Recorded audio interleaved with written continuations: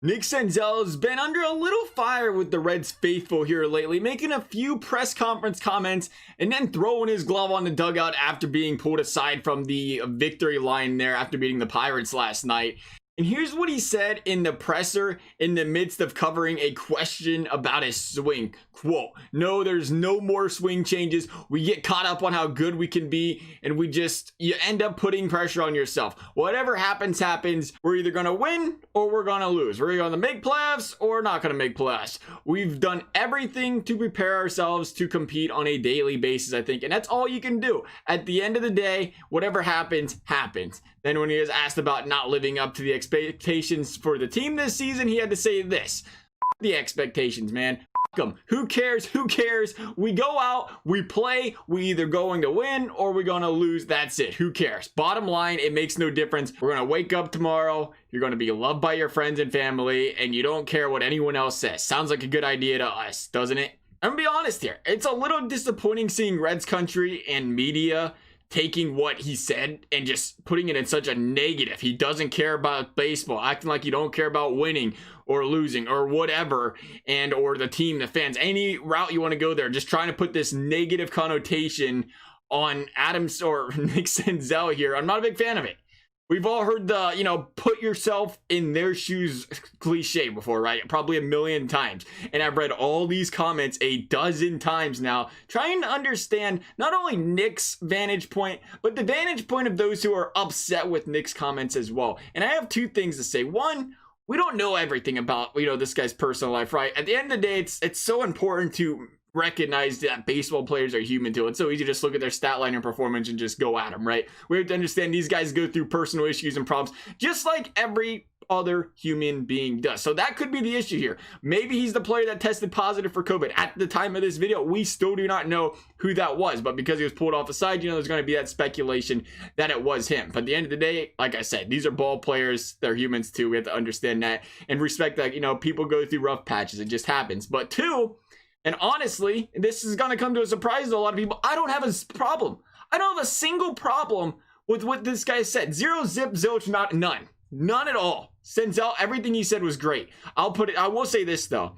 Maybe if there was one little thing he could have fixed here, it was he needed to be a little bit more clear with his message, because the way he worded it and the way he said it, it was clearly and easily taken out of context if he did not mean any harm by it, right? If it was all good intentions, which I think it was to have a positive message at the end of the day, maybe a motivating message at the end of the day that was kind of taken in the wrong direction. And again, I could be wrong. That's just my personal, opinion on the situation. Everyone's obviously going to think a little bit different here, and that's fine.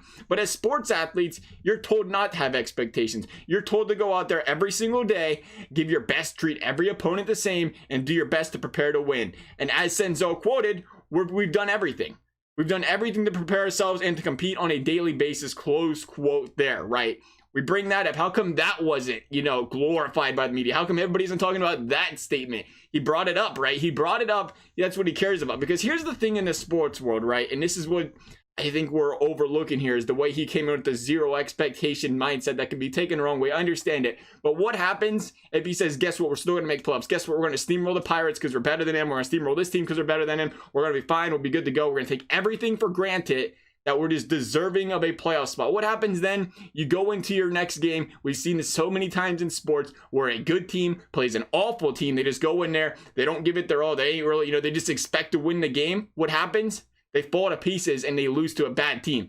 And I really think that is, the message you can take from that here is, hey, he's just trying to, he's just trying to temper expectations. Like, you shouldn't go in there expecting these to work in their grind from whatever, right? You got to do what you can to win these games. Don't just go in there and expect, oh, we traded for these guys, these players, we should expect to make playoffs. Like, take every day, game by game, which I feel like came part of the message here. And then again, we heard him say, we're going to win or lose, whatever. Next day, you're going to wake up, loved ones by your family and friends. Don't care what anyone else says, period, right? Again, something I think people took the wrong way, as if he didn't care about winning. And I think it really is just how you look at it type of thing here. And again, I think it's a strong message. I really do. It's not about him not caring if we win or lose. I don't think it's more about not wanting to dwell on the past and wanting to get high or low on just, or get super high, super low on just one game. Because guess what?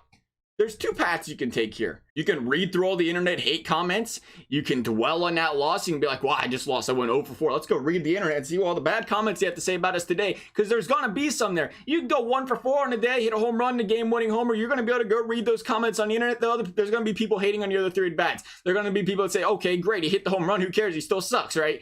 Instead, Nick Senzel is saying, instead of looking at this stuff, instead of looking at, what the haters have to say, which is essentially the message I would have taken from him, he's saying block it all out.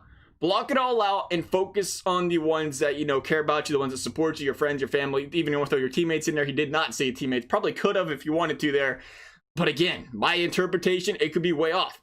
Maybe he doesn't mean it like that. Maybe he's just having a rough patch right now. I don't know. But from my perch, it was a clear message. The haters, block those guys out and take things game by game. Don't get ahead of yourselves. Do what you can to win every single given day. Put yourself in the best position to win every single day. And at the end of the day, if you lose, you lose. What are you going to do, right? You just can't sit there and dwell on it and be upset about a loss. You got to go ahead and move forward, put the past in the past and worry about the next day. Same can be said about the win. You just can't get too far ahead of yourself saying, wow, I beat these guys 2 in a row. Should be able to take care of the sweep, right? No, take it game by game. I love the message here. That is the message I'm getting from Nick Senzel. Again, open for interpretations. Could be wrong. Could be wrong. Could be, we'll see. It could come to fruition. Could get worse. Could get better. We'll see. That's my thoughts. I'd love to hear you guys. Thank you guys for watching. We'll see you next time.